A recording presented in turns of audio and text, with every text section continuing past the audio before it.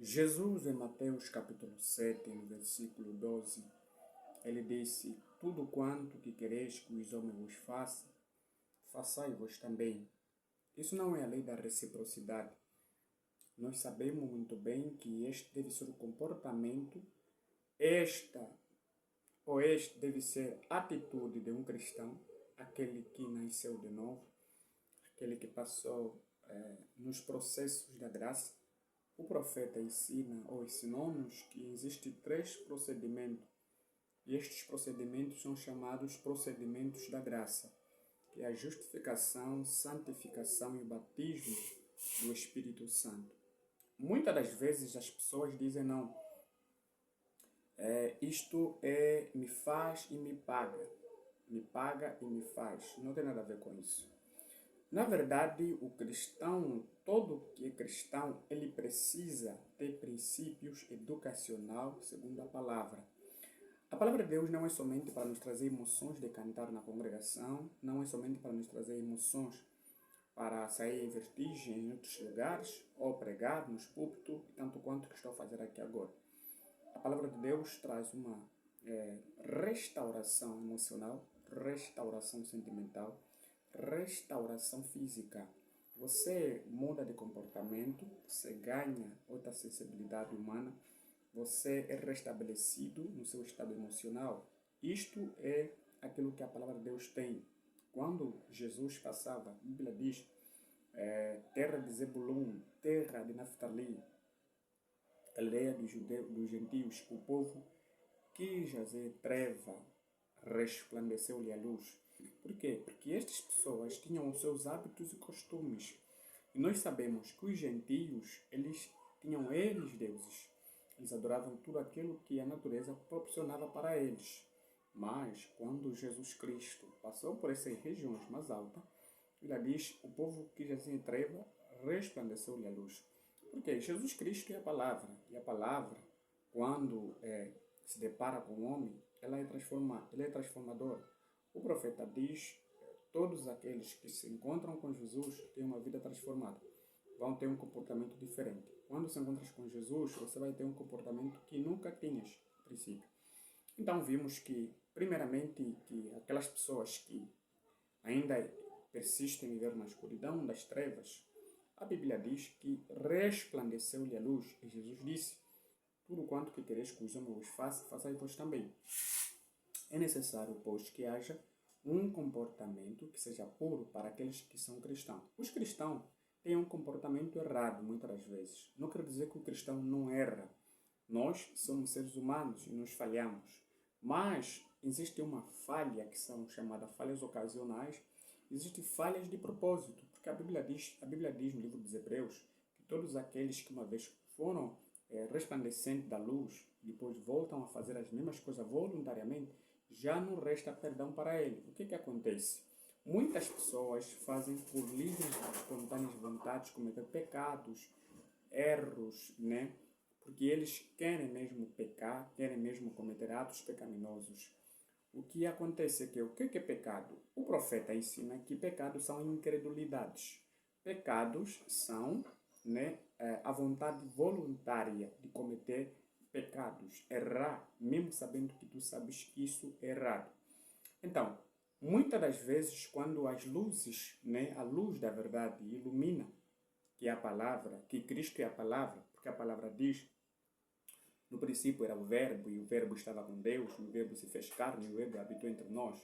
Então, nós sabemos muito bem que este verbo que se fez carne, que é a palavra que se fez carne e habitou entre nós, era Cristo.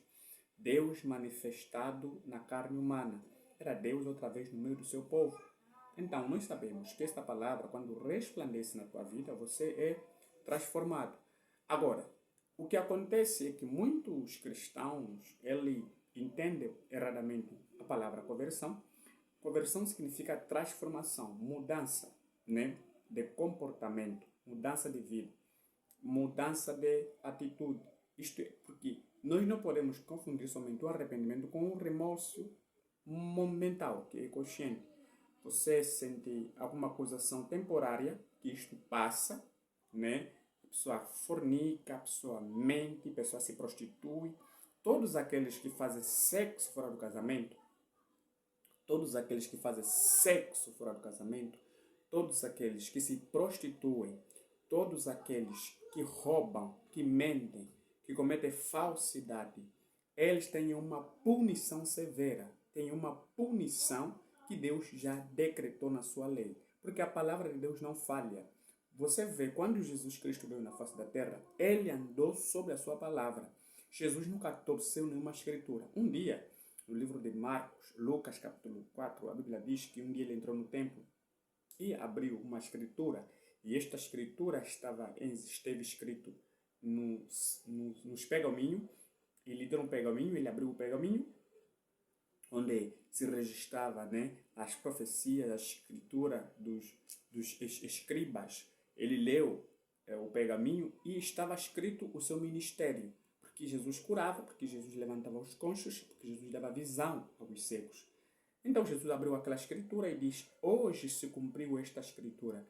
Os cegos vêm e os paralíticos são levantados. Saiu muitas questões nesta altura que os fariseus, saduceus, entre outras seitas religiosas naquela altura, começaram a promulgar sobre este assunto. A quem ele se referia?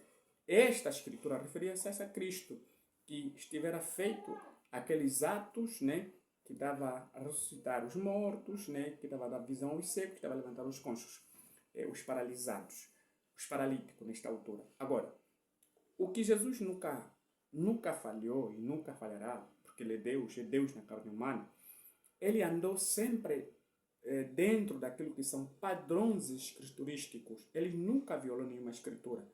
Então, nós podemos dizer assim, Deus nunca falha. O que acontece é que as pessoas pecam de propósito, fazem por ansiedade psicológica, fazem porque eles querem satisfazer parceiras, e querem fazer de tudo para poder desagradar a vontade de Deus. Porque as pessoas não têm aquilo que é chamado a manifestação do poder do Espírito Santo. Ou melhor, as pessoas que afirmam ser da igreja, elas são muito mais fascinantes pela cultura religiosa. Eu tenho dito assim, uma coisa é a conformação de fazer parte de uma igreja, neste caso me refiro a uma igreja. Uma igreja não é categoricamente aquilo que nós chamamos de templo. Aquilo é um lugar que a igreja se congrega. Mas as pessoas têm uma tradição errada. Elas pensam que igreja é um templo, é umas 4 paredes. Isso é uma nomenclatura que o homem atribui, porque a igreja verdadeira congrega-se nestes megatemplos, nestes lugares. Mas a verdadeira igreja é um grupo, é indivíduos que se congregam para certos propósitos. Certos momentos que as pessoas vão se congregando, né? Uma congregação, uma assembleia é feito de 10 elementos ou mais. Então, as pessoas são mais tradicionalistas, fazem parte de um templo e domingo se prepara para sair, para ir à igreja, como eles interpretam, vai à igreja cultuando. Quando volta da igreja, é 2 vezes mais pior do que aquela pessoa que não frequenta nem sequer uma igreja. E também, parcialmente, essa pessoa que não frequenta a igreja está errada. Porque como a igreja é grupos congregadores. São indivíduos que se reúnem para um propósito, ouvir a palavra do Senhor. Então, essas pessoas, por adotar a tradição religiosa, elas vivem como se a igreja ou a palavra de Deus fosse simplesmente um sistema na qual eles conseguem ter procedimento de uma evolução educacional. Pois embora que a igreja é um procedimento, é um meio pelo qual que nós conseguimos acatar, conseguimos obter resultados positivos para poder moldar a nossa posição na sociedade, mas a igreja não serve simplesmente para isso. O profeta diz que existem muitos livros educacionais no mundo, existem muitos escritores no mundo que podem transmitir para nós memórias conscientes, educação suficiente sobre a moralidade. Mas o mundo não muda por causa da tradição. O mundo não muda por causa do conceito religioso ou monitoramento daqueles que são indivíduos com boas ideias ou bons pensamentos. O mundo não muda com a tradição. O mundo muda com aquilo que são exemplo dado por aqueles que são transformados pela palavra divina.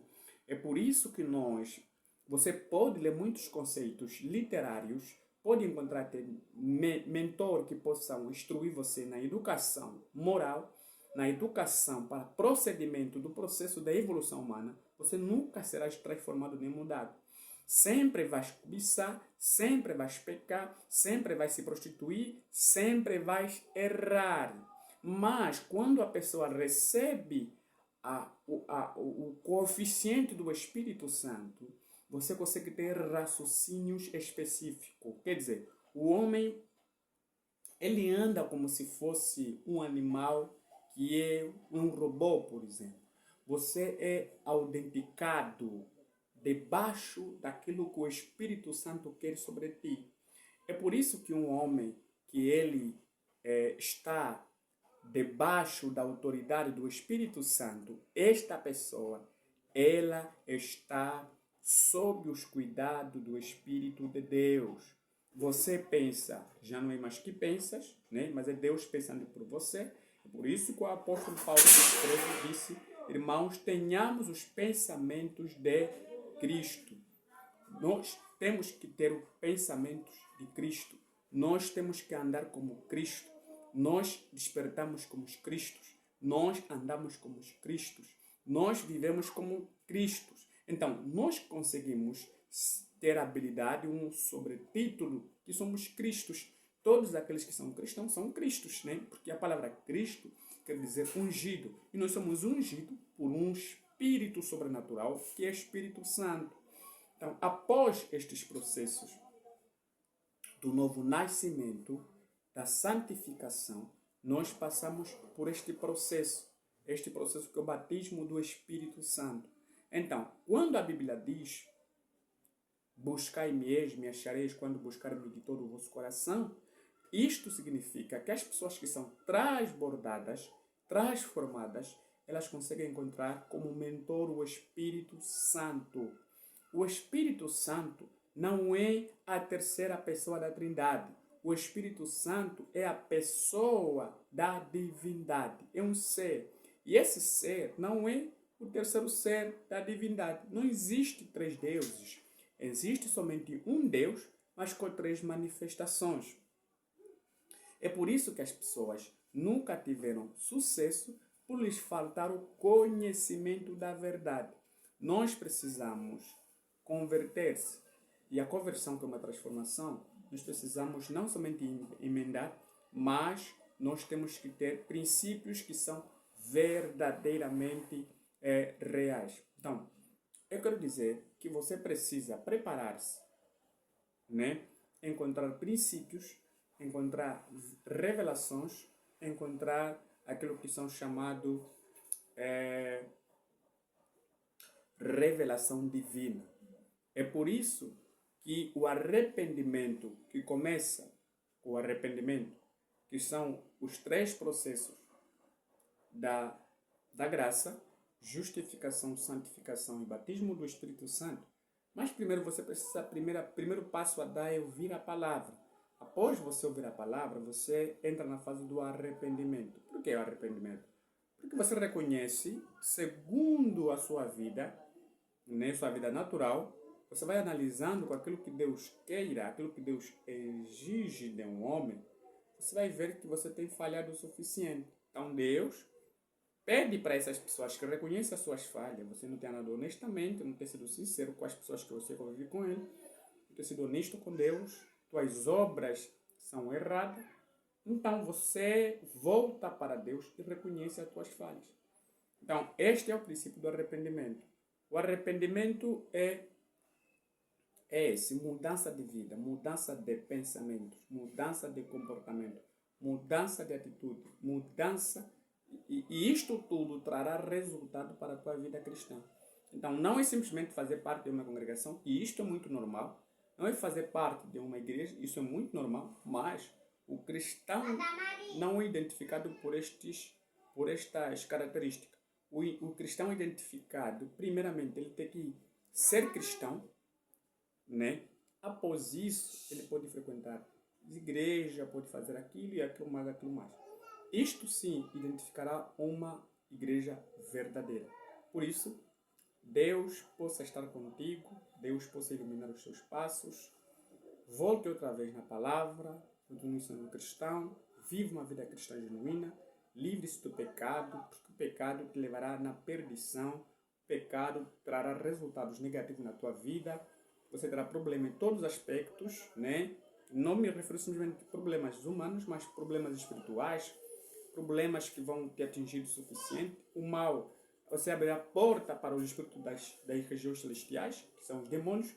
Você vai atrair espíritos que não poderiam nem sequer ter acesso à tua vida. Então, Deus ricamente possa te abençoar sempre, no precioso nome de Jesus Cristo, para a tua honra e a tua glória. Amém.